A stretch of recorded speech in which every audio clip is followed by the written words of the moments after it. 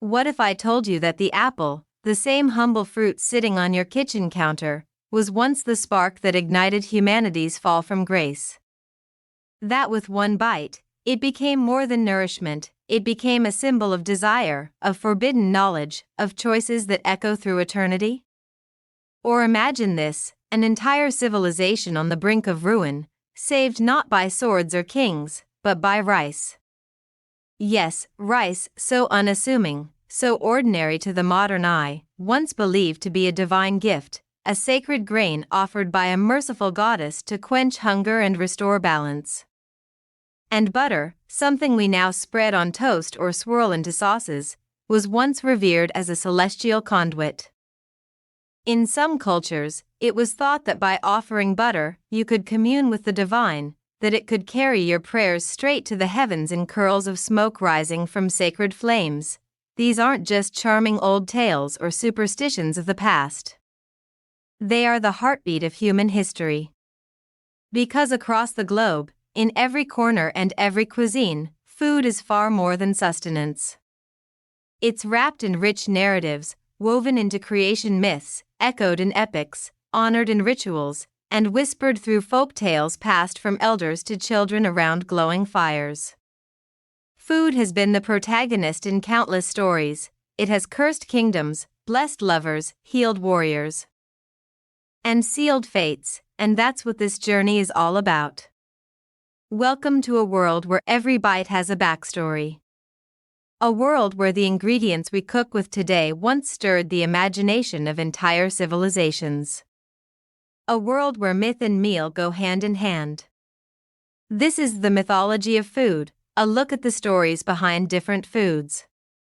Get ready to see your pantry like never before. Food has always meant more than just filling our stomachs. Long before calorie counts and meal plans, before the rise of restaurants and recipe books, food was, and still is, a powerful symbol. It is woven into the fabric of who we are. It's the comfort of a grandmother's kitchen, the rhythm of seasonal harvests, the heartbeat of festivals, and the language of love in many cultures. But food goes deeper still. It's culture, expressed through spices, textures, and techniques passed down through generations. It's ritual, manifested in prayers before meals, fasting during sacred times, and offerings made to gods or ancestors. And perhaps most intriguingly, food is identity. What we eat, how we prepare it, and when we serve it tell a story about where we come from and what we believe in. But beyond all these layers, another realm exists, one often overlooked in modern conversations about food: mythology. Throughout human history, certain foods have carried meanings far beyond nutrition. A fruit might symbolize forbidden knowledge. A grain could represent divine favor. A sweet dish might commemorate a god's victory or a goddess's generosity. These aren't just old tales, they are the spiritual scaffolding upon which many food traditions were built, from the ancient temples of India to the vineyards of Greece, from the rice paddies of Asia to the cornfields of the Americas. Ingredients that we take for granted today were once seen as heavenly gifts, or dangerous temptations. They were sacred, cursed, blessed, and feared. They were believed to have the power to heal, to curse, to unite, and to divide.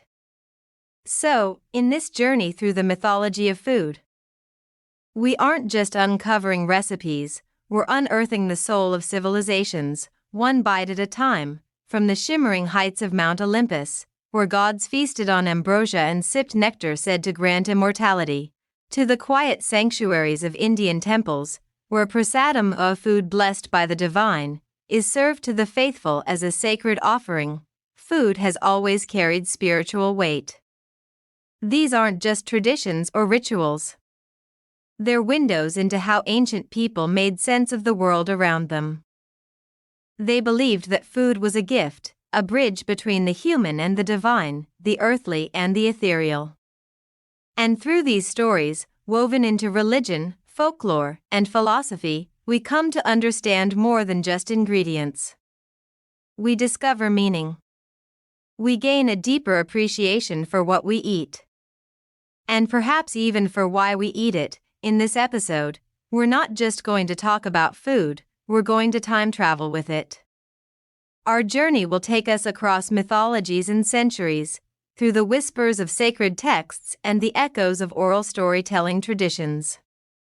We'll explore the ancient kitchens of India, where rice is more than a crop, it's a celestial gift tied to divine compassion.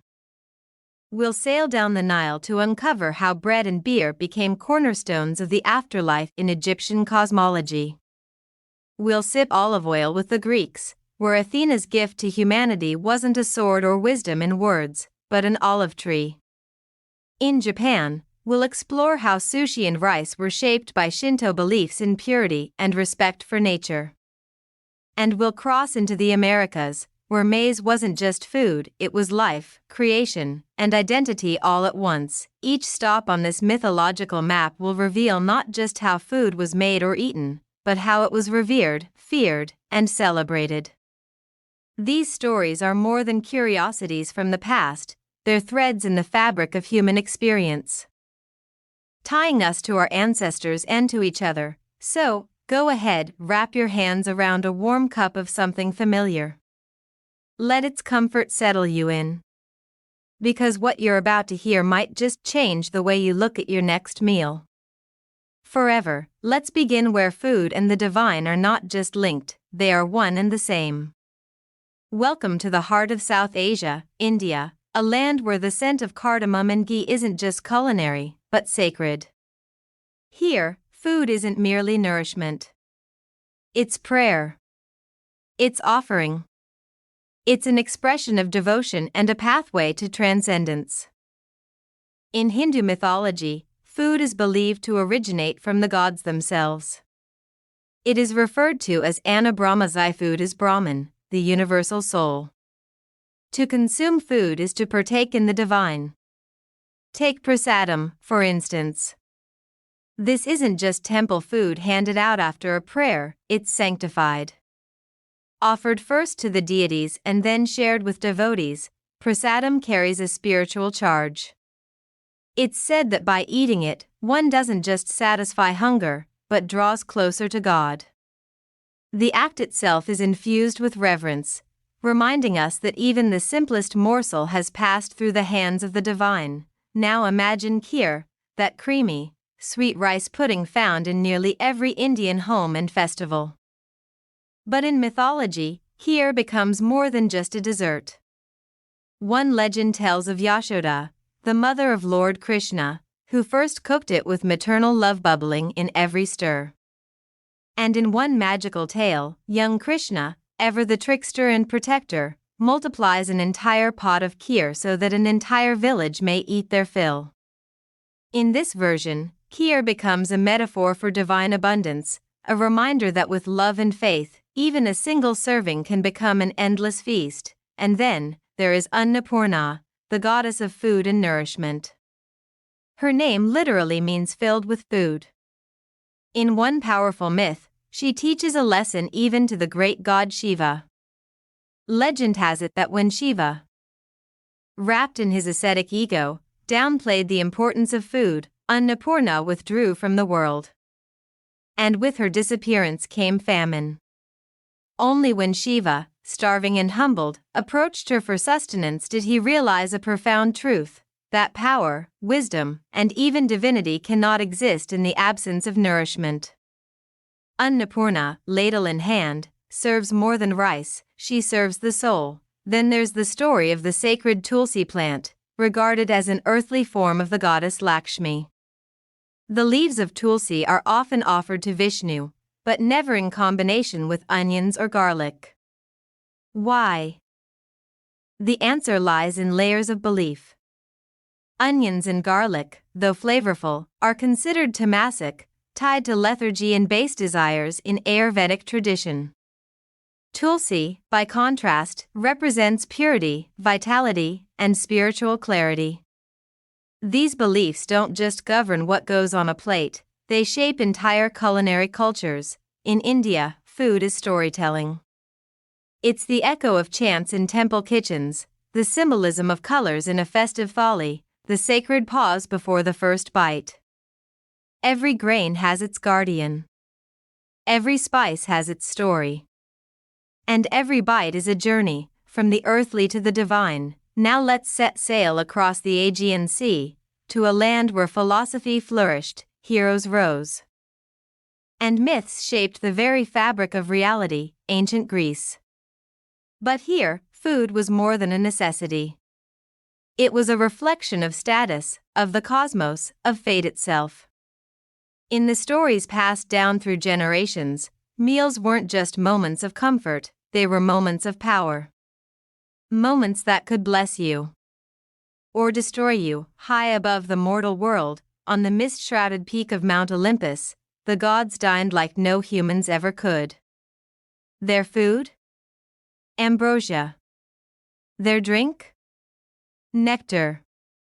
These were not found in any marketplace or plucked from earthly trees. They were said to be otherworldly substances that granted immortality, a divine menu, available only to the chosen few. To eat ambrosia was to be elevated beyond death. To sip nectar was to become part of the eternal. Mortals could only dream of such feasts. And in some myths, that longing for divine food led to downfall. Take, for instance, the tale of Tantalus, a mortal king who was once invited to dine with the gods. But in a horrific act of pride, he served them a stew made from his own son, testing their omniscience. The gods, of course, saw through the grotesque deception, and Tantalus was cursed to an eternity of hunger and thirst. In the afterlife, he stood in a pool of water beneath a fruit tree, yet every time he reached for a sip or a bite, they slipped out of reach. That's where we get the word tantalize, born from a myth where food became punishment. But perhaps the most infamous of Greek food legends is that of the golden apple of discord. During a divine wedding feast, the goddess Eris, uninvited and enraged, tossed a golden apple among the guests, inscribed with just 3 words, "To the fairest." That apple, meant as a petty slight, sparked a rivalry between 3 powerful goddesses, Hera, Athena, and Aphrodite. Their argument over who deserved the fruit led to the judgment of Paris, the abduction of Helen, and ultimately, the Trojan War. A single fruit. A cascade of fate. In Greece, even a snack could shift the destiny of nations, and not all mythic foods were rare or ornate. Even the simplest staples carried sacred stories. Take bread and olives, the very foundation of the Greek diet. Bread represented the bounty of Demeter, goddess of the harvest, who taught humanity how to grow and store grain. But olives? They were a divine gift. In a contest to win the favor of a fledgling city, Poseidon struck the ground with his trident, producing a spring of water. But Athena, with grace and wisdom, planted the first olive tree.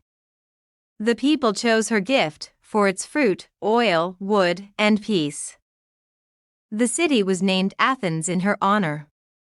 To this day, every drop of olive oil whispers of that mythic moment. In ancient Greece, food wasn't just about sustenance or celebration, it was fate, woven into the lives of gods and mortals alike.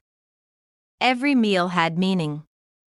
Every bite could hold a story, or trigger a war. Now, we journey east, to the islands of Japan, where the act of eating is more than sustenance. It's reverence. It's ritual. And in many ways, it's a quiet conversation with the divine. In Japan, rice is not just a crop, it is life. It is heritage. It is sacred. For centuries, rice has been more than the foundation of meals, it has been the foundation of civilization. According to Shinto belief, rice was a gift from the gods, a blessing bestowed upon humanity by Inari, the kami, or spirit, of rice, prosperity, and agriculture. Inari isn't depicted in just one form. Sometimes male, sometimes female, and sometimes even androgynous. Inari's most consistent companions are foxes, known as kitsune. These mystical creatures are said to be the gods' messengers, guiding spirits who protect the harvest and watch over the fields. At shrines dedicated to Inari, you'll find thousands of vermilion torii gates, lining pathways like a sacred forest. Fox statues stand watch at these sites, often holding symbolic items in their mouths, keys to granaries, scrolls, or sheaves of rice. And always, at the base of the shrine, there are offerings, small bowls of steamed rice, cups of sake, and humble wishes whispered by farmers, families, and visitors alike. Each grain offered is a gesture of gratitude, a sacred transaction between the spiritual and the earthly. But the mythology of food in Japan doesn't stop at the altar. It continues at the dinner table, in the rituals of everyday life. The Japanese concept of omotenashi, a deeply ingrained sense of hospitality, isn't just about service. It's about mindfulness. Preparing a meal for someone, serving it with intention, and ensuring it reflects harmony with the seasons and spirit of the occasion. This is seen as a spiritual act. The meal becomes a form of respect, a silent poem, a meditation, and perhaps no food reflects this spiritual ethos more than mochi, the soft, sticky rice cake that plays a central role in festivals, especially during the New Year. But mochi isn't just a celebratory snack, it's steeped in myth. According to Japanese folklore, if you look at the moon on a clear night, you won't see the man on the moon as Western legends tell it. Instead, you'll see a rabbit, a celestial usagi, pounding rice with a mortar and pestle to make mochi. This moon rabbit isn't merely cute, it's a symbol of good fortune, health, and the eternal cycle of seasons. Eating mochi at New Year's is believed to bring strength and longevity for the year ahead, a way to align oneself with cosmic harmony. From the intricate kaiseki meal to a simple bowl of miso soup, food in Japan is a philosophy, a balancing of aesthetics, nature, and spirit. It's not just about what is eaten, but how, when, and why. Each bite is mindful. Each dish tells a story. In Japan, to eat is to engage in an act of grace, a ritual of gratitude, a moment of mythology lived. Every single day. Let's now turn our gaze to the vast lands of the Americas, where food and spirit were never separate, and where one plant, in particular, rose above all as the giver of life, maize. To call corn a staple in indigenous cultures would be to diminish its significance. Corn was, and still is, sacred. For many indigenous peoples of Mesoamerica, it wasn't just something grown from the earth, it was the earth. It was body. It was soul. It was origin. Take the Maya, for example, one of the most sophisticated civilizations in the ancient world. According to the Popol Vuh, their sacred creation text, the gods made several attempts to shape human beings. First from clay, too soft. Then from wood, too hollow. But it wasn't until they crafted humans from ground maize that their creations came to life. Only maize could carry breath and spirit. Only maize was worthy of housing the human soul. The Maya saw themselves quite literally as the children of corn, flesh of the cob, blood of the stalk, and the Aztecs had their own divine tale. They spoke of Quetzalcoatl, the feathered serpent god, who saw that humanity was starving. The gods had hidden maize deep within the mountains, locked away from mortal reach. But Quetzalcoatl, moved by compassion, took it upon himself to retrieve it. He transformed into a black ant, climbed tirelessly through the caverns, and emerged victorious with a single kernel. From that act of divine defiance, corn was gifted to the people. Every golden cob, then, wasn't just a crop, it was a relic of a god's sacrifice and love. A piece of a celestial promise. Further north, across the woodlands and plains, corn's sacredness took a new shape, in sisterhood. Among many Native American tribes, the three sisters, corn, beans, and squash, were grown in unison, supporting each other both agriculturally and spiritually.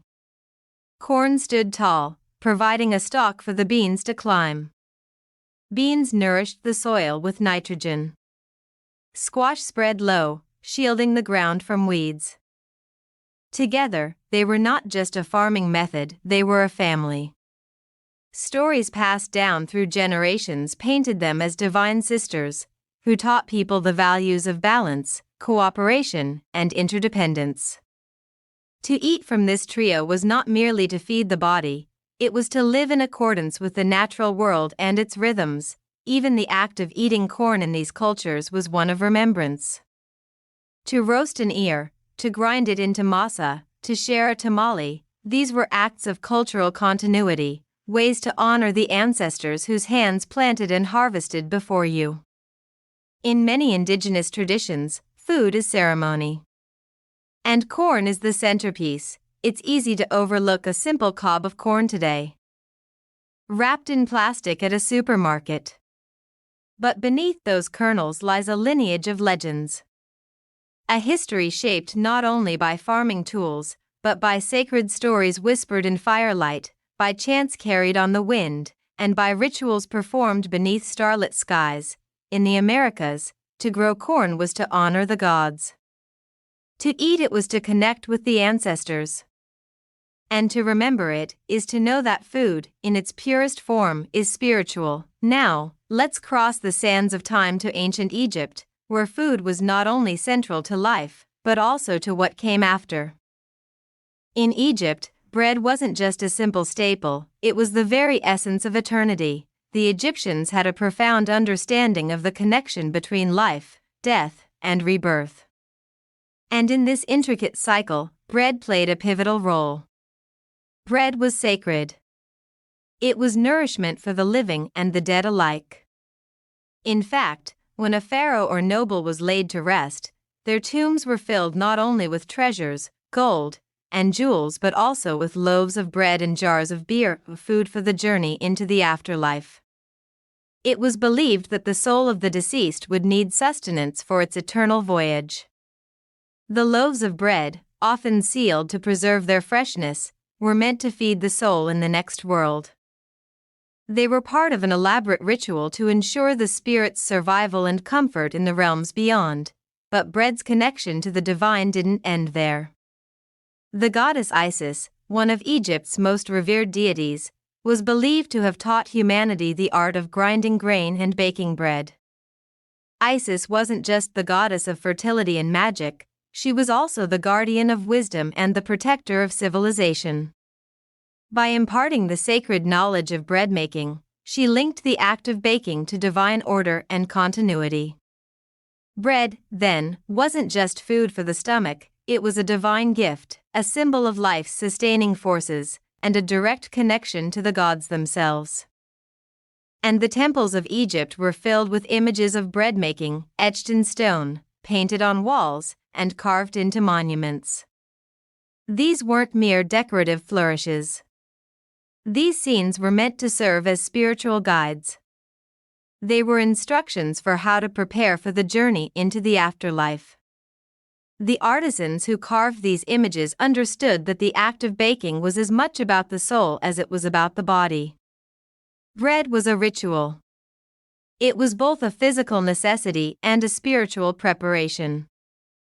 In a culture that believed so deeply in the continuation of the soul after death, the food left behind wasn't just for nourishment, it was a means of ensuring spiritual continuity. By baking and sharing bread, the living honored the gods, and they prepared themselves for the inevitable cycle of life, death, and rebirth. Each loaf, every grain, and every crumb had meaning. They symbolized the connection between the mortal world and the divine. To eat bread in Egypt was not simply to fill the stomach. It was to partake in the eternal flow of life. To bake it was to invite the divine into your home. And to offer it to the dead was to ensure their safe passage through the vast, mysterious realms of the afterlife. In ancient Egypt, bread wasn't just food, it was a bridge between worlds. It was the eternal sustenance, the heart of both life and death. Let's now travel to the heart of China, where food and drink are imbued with centuries of myth and meaning, and where even the simplest cup can hold a world of wisdom. In Chinese mythology, tea wasn't just a drink, it was a gift from the heavens, a divine discovery that carried profound significance. The story goes like this: Emperor Shennong, a legendary ruler of ancient China, was known for his love of experimenting with herbs and medicinal plants. One day, while boiling water in his pot, a gentle breeze swept through the air, and a few leaves from a wild tree floated into his boiling brew. As the leaves infused the water, they created the first cup of tea. At first, Shennong wasn't sure what to make of this unexpected infusion. But after tasting it, he recognized the drink's clarity, its refreshment, and its medicinal qualities. Tea, as the legend says, was born from a lucky accident, but it quickly became revered as one of China's most precious and sacred beverages. Yet, tea's place in Chinese culture goes far beyond this accidental discovery. In Taoist and Buddhist traditions, tea became a symbol of balance, clarity, and discipline. It wasn't just a drink to quench thirst, it was an elixir that calmed the mind and soothed the spirit. To sip tea was to engage in an act of mindfulness, a practice of quiet reflection, and an invitation for inner peace. For Taoists, the tea ceremony reflected the principles of harmony and natural balance, where each sip symbolized a moment of connection with the universe and the flow of life. For Buddhists, tea was a way to cultivate discipline and concentration, helping to maintain mental clarity during meditation. But tea wasn't the only food or drink in Chinese mythology that carried divine and magical power. There are also the legendary peaches of immortality, fruits that grow in the mythical garden of the Queen Mother of the West, one of the most important deities in Chinese cosmology. These peaches, it was said, ripened only once every 3,000 years. Eating one would grant eternal life. The peaches were so rare and sacred that the Queen Mother herself would offer them only to the most revered immortals and, in some cases, to the Emperor of China. The story of the peaches of immortality represents the idea that food could not only nourish the body but also transcend time and offer something beyond the physical realm, eternal life. These myths remind us of the extraordinary way that food and drink have been understood in China, not merely as nourishment for the body, but as symbols of health, longevity, and spiritual enlightenment. Teeth, peaches, and other mythical foods weren't just about taste, they were about connection. They were ways for people to reach beyond the ordinary, to find clarity and balance in their lives, and to connect with deeper meanings and higher realms of existence. In Chinese mythology, food is medicine. It's magic. It's a tool for spiritual growth. It's a reminder that the simplest things, like a cup of tea or a bite of fruit, can carry immense power if you know how to truly appreciate them. Which of these food myths fascinated you the most? Was it the sacred peaches of immortality from China, the divine kheer in India, or the golden apple of discord from Greece? Food has always held so much more than just nutritional value. It holds stories, beliefs, and powerful connections to our cultures. Have you grown up hearing a story about a particular dish in your culture?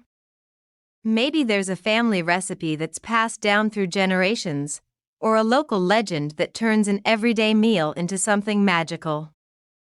I'd love to hear the legends behind the meals you love. What's the story behind your favorite dish? Drop your answers in the comments below. I can't wait to read about your food myths and the memories they bring. And hey, if you're enjoying this mythological feast and finding new stories that you didn't know before, don't forget to like, share, and spread the word with fellow food history nerds. There's so much more food for thought out there, and the more, the merrier. Behind every meal, there's a memory. Behind every tradition, a tale. And behind every bite, a belief. Food is so much more than just something we consume, it's a gateway to understanding who we are, where we come from, and what we believe. Food mythology isn't just about legends or stories passed down through generations. It's a reflection of how different cultures have understood nature, the divine, and each other through time. When we take a step back, food is the one thread that connects us all, from the earth beneath our feet to the heavens above us. It's a universal language, one that transcends borders and unites us all. Whether it's the sacred rice in India or the peaches of immortality in China, food has always carried meaning far beyond its taste. It's about connection, spirituality, and wisdom passed down over the ages. So, the next time you sit down to eat, whether it's a simple meal or something special, take a moment to reflect. Ask yourself, what story is this meal telling? Is there a deeper connection to the past? A piece of mythology or a belief woven into the dish in front of you? Thank you for joining me on this flavorful journey through myth, mystery, and meaning. If you loved this episode and are as fascinated by food history and mythology as I am, don't forget to subscribe and hit that bell icon. Trust me, there are so many more stories just waiting to be told. Until next time, remember, what feeds your body may also feed your soul. Stay curious, stay hungry, and keep exploring the rich history behind the food we eat.